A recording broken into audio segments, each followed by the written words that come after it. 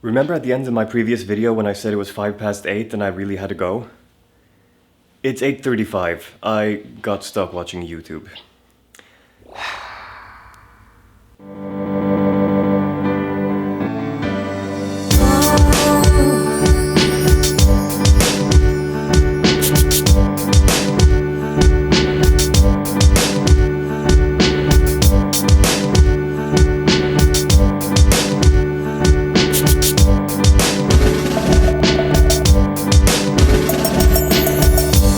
It's a little past 6 in the afternoon and I'm heading home from work. Stopped by the pharmacy on my way to check if they have modafinil because I realized I was running out, but they were all out of stock. So I'm gonna have to check another pharmacy, probably tomorrow, which means I think I only have about half a day's dose worth tomorrow. That'll be fun. Anyway.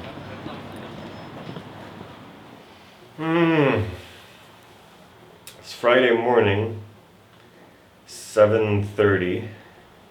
Hold on, I could probably take this off.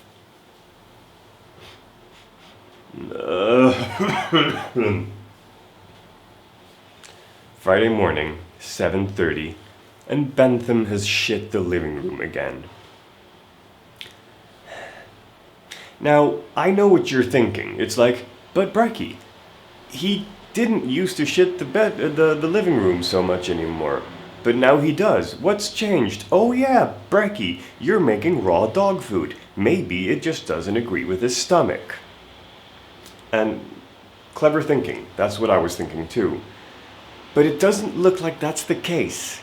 Because, and again, warning for graphical content, trigger warnings for poop, etc., etc. If you've had a traumatic experience involving dog feces, you might not want to listen. However, his brown puddle of creme brulee-like feces were filled with what looked like strands of grass, long, thick strands of grass, as well as chewed up leaves and gravel, or just sand really. And the thing that confused me most, like strips of red and white cloth, like a burlap sack or tote bag. That's a funny word, tote bag. This is part of the cloth that I dug out of Bentham's feces. Now, don't ask me how I wash the cloth that comes out of his feces, because it's not a very nice process. But I mean, really, what is this? It's like it's a strip of cloth that's obviously cured on both edges, but torn on either side, and it's got this pattern on it. Like a flag. I have no idea where it comes from. I mean, it's nothing from the apartment, as far as I know. And he did poop yesterday evening, and I don't remember seeing anything like that outside, but then again, it was dark and the feces were less liquid. I'm confused. I'm just so confused. I'm beginning to wonder if Bentham might not have magically discovered teleportation, but he's got this wormhole in his bowels. And not a wormhole as in a hole made by a worm, but an actual rift in time and space.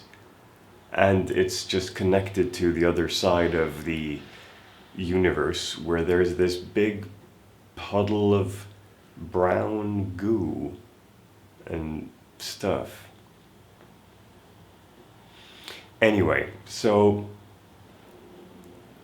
the stench was unbearable, and I wrapped this around my face and my mouth, And I sprayed some perfume on it, so that at least I would be inhaling alcohol fumes as I was doing it. And as you can tell, I also opened the balcony door to air things out.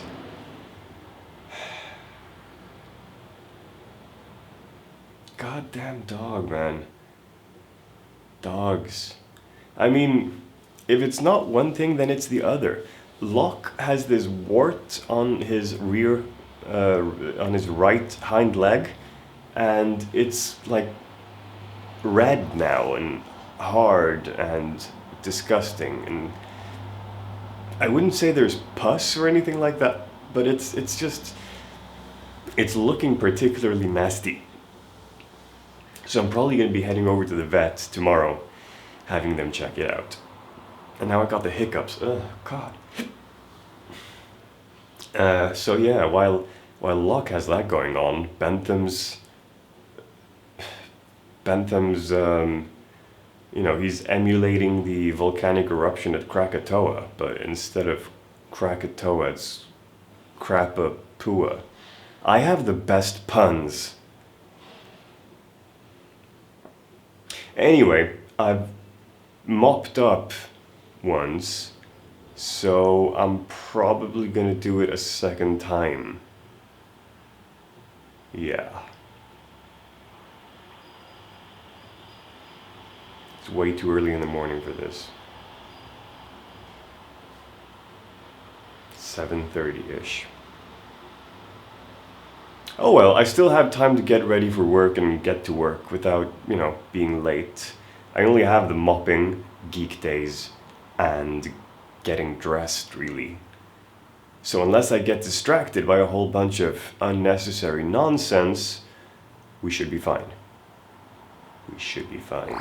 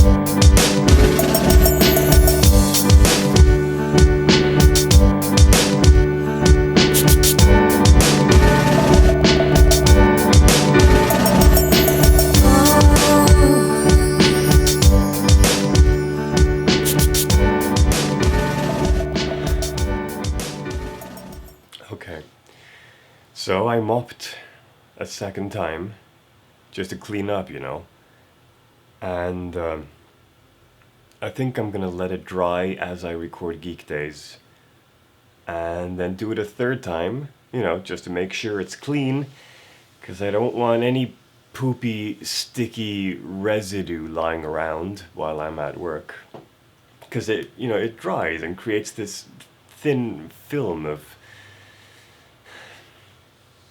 Anyway, so yeah, Geek Days. Third round. Clothes. Leave. 7:40. Plenty of time. Plenty of time. Yeah. I am so tired. It's like I'm forcing my eyes to stay open. And I still can't figure out what that cloth is. It's so weird. I'm gonna ask the people over at the doggy daycare if he might have killed a tote bag or something. Because it looks... Well, it's actually... No, it can't be, because it's thinner.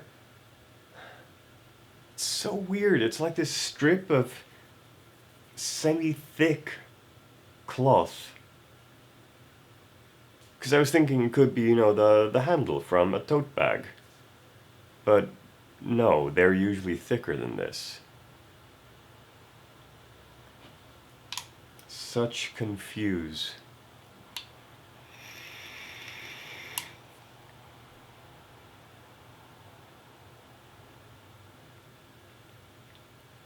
Anyway, Geek Days. Okay, it's Saturday, about 3 o'clock. I'm gonna do some housework. See that bookshelf right there? I'm gonna be replacing it with something more like this. This one right here. Yeah, dogs are talking. I've already got the supports up on the wall, so now all I need to do is just put the shelving in and get this ugly little black brick thing out of the way. So, let's get started. First I have to clean up a bit and move things out of the way.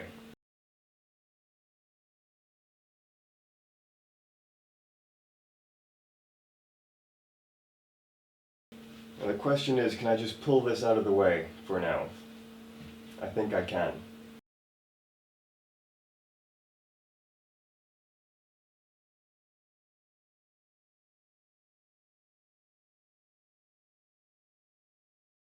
That should do it.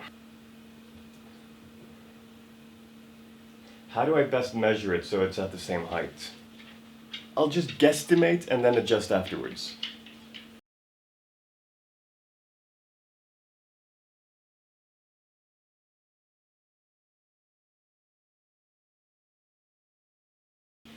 Yeah, that looks about right.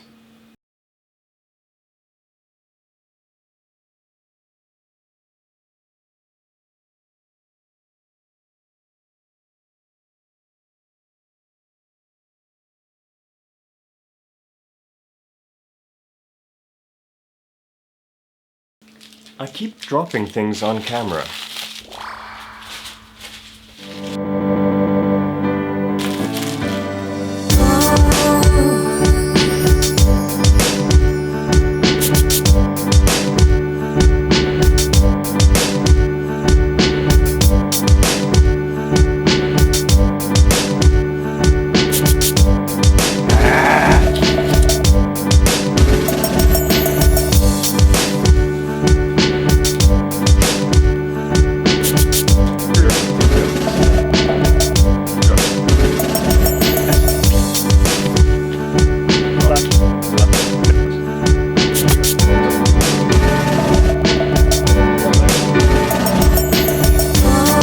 Skip ahead a bit.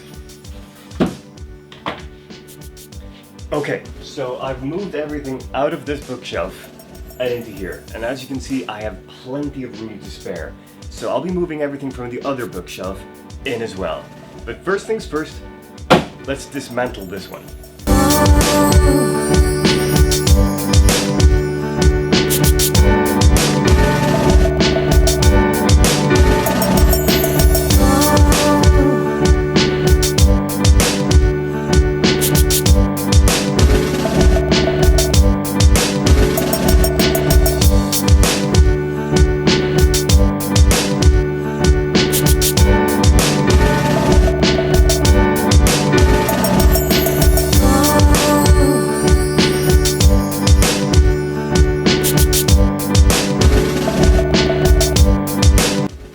Funny, even with all of the modular greatness of IKEA, where things just slot into place and there are prefabricated holes and screws and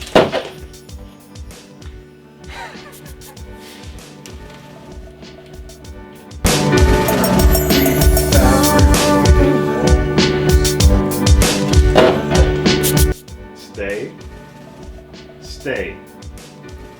Good boy. Even despite all of that, you still gotta hammer and nail stuff. I mean, I understand why. Very little beats the actual solidity of a nail in wood. But still, I mean, it should be possible to just slot these things into place a little bit better, wedge them, lodge them. I don't know.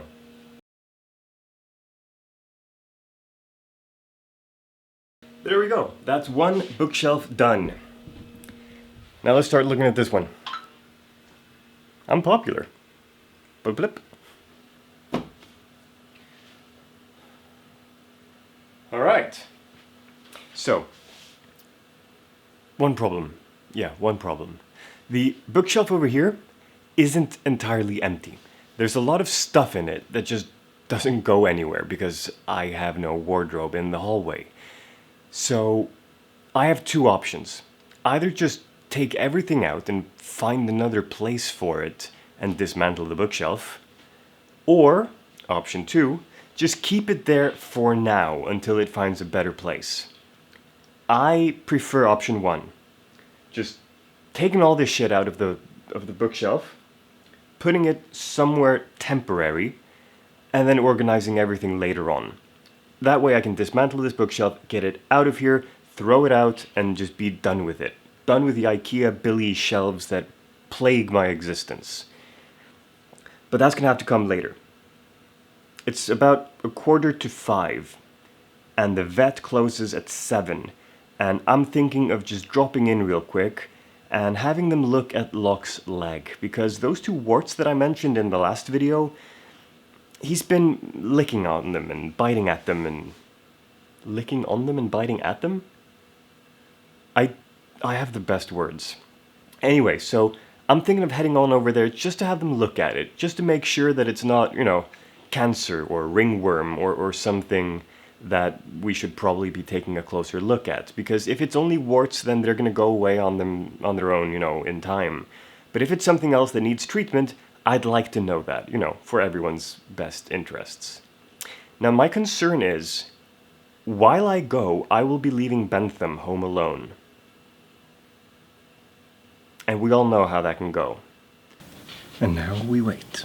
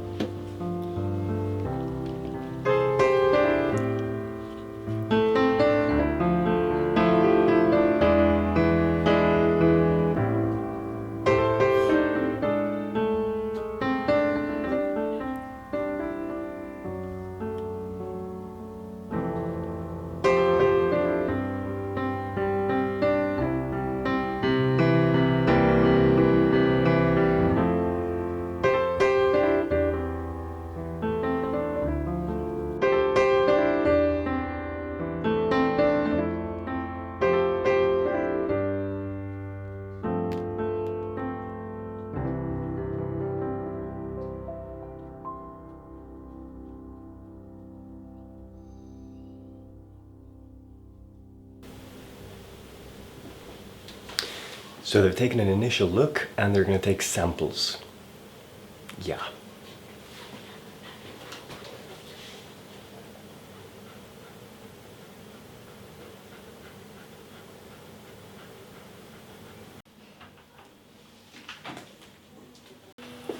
So we're back from the vet, and you know, she looked a little bit concerned, but not much. She was like, huh, kind of thing. And her belief is that it's probably not warts. It's probably not what I thought it was. But she believes it might be like a benign skin tumor type of thing, which also makes a lot of sense. Especially considering the way that it's changed its form. But that's mainly because he's been biting and scratching at it. Until he did that, it really hadn't changed much, and it appeared fairly suddenly, all things considered, which is usually not how tumors work. But anyway, she took samples, you know, stuck a needle in his leg and drew some liquid out of the thing, and I will know more on Monday or Tuesday. Which is probably after I publish this episode. So you're gonna have to wait. Cliffhanger, I know, so dramatic. Anyway, it's about 6:30 now. I have company coming over at about 8 or 9. So I should probably eat and have a bath. Yeah, that's what I'll do. It's about 45 minutes later and I got distracted and forgot to have my bath. So I'm running the bath right now and I'm gonna have my bath. Yeah.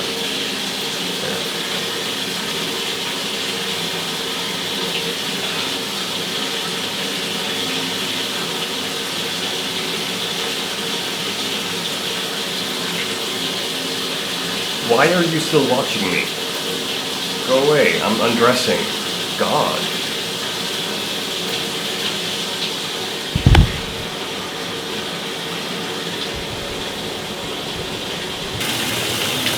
Oh, that's warm. Yeah. The vet called today. Apparently Locke doesn't have a benign tumor or even a malignant tumor on his leg. Well, actually, they were a little bit confused because, according to them, it just looked like an insect bite or something that had gone slightly infected. Because they didn't find any traces of anything bad, really. They just saw what looked like a bump that was a little bit infected. So, I've been cleaning it up with chlorhexidine, putting a little bit of hydrocortisone on there, and then wrapping it in self-adhesive medical gauze thing. And she told me to keep this up for about 2 weeks. Hydrocortisone, not every day, but every 2 or 3 days, just a little dabble doing good. But chlorhexidine, morning and night. Just to clean up the wound. Chlorhexidine, by the way, if you ever go to a hospital and you think, yeah, this place smells like hospital. That's this thing you're smelling. They use this to disinfect wounds and stuff like that. It's everywhere in hospitals. And that's what gives them their familiar scent. So you learned something new today. Anyway, so I also heard that my drone has been shipped. So I'll be getting it soon. Real soon. Real soon. And that's exciting. I'm so excited. And I just can't hide it. So, like I said, it's Monday evening, and I'm probably going to be posting this tomorrow, which is Tuesday.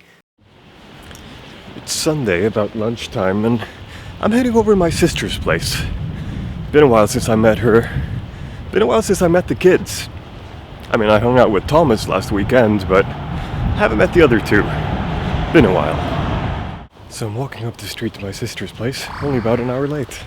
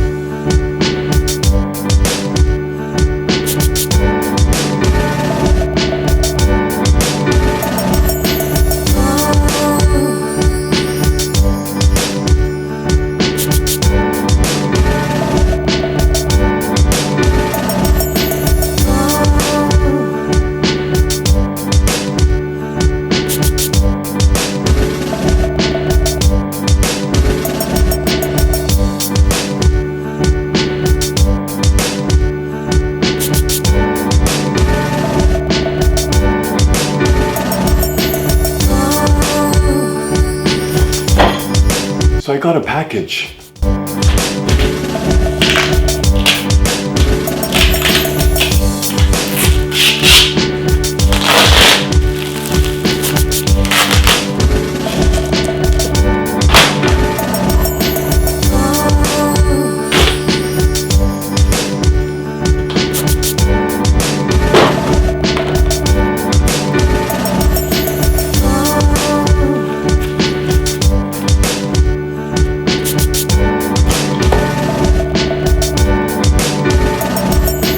Turns out I might have to learn Chinese to work this thing, but okay. Alright, so this is me walking with a steady cam. Whoa, this is so steady. Whoa, everything is steady. And hey, that's my drone. Cool. And that's Bentham. Hey Bentham. Wow, you're a dog. You're a dog. Here, come on Bentham. Come on. Yeah, that's exciting. Let's go say hi to Locke. Hello, Locke. You are also a dog. Both of you are dogs. It's now the day after, and the weather looks good, and it's bright outside, and I still haven't flown my drone. So let's go outside and fly my drone, okay? Seeing as how I live in the dead center of Stockholm, it's fairly hard to find the secluded enough spot for dronage. Luckily, I live near this park that's up high and fairly secluded and fairly open. So it seems like all the pre-flight checks are in order. I've got the remote in hand, got 17 separate satellites to ping off of. Let's see what happens.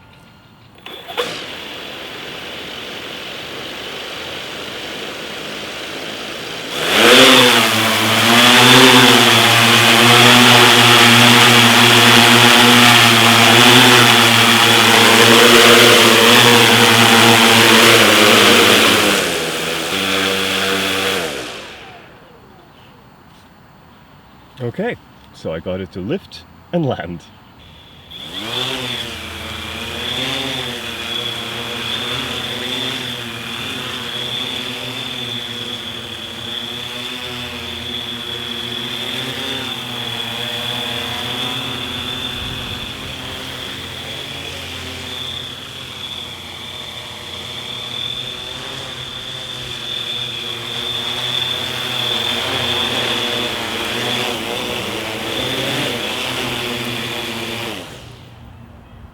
The controls are taking a little bit of time to get used to, but they're fairly intuitive. I mean, one of them is, on the left-hand side here, I've just got up and down.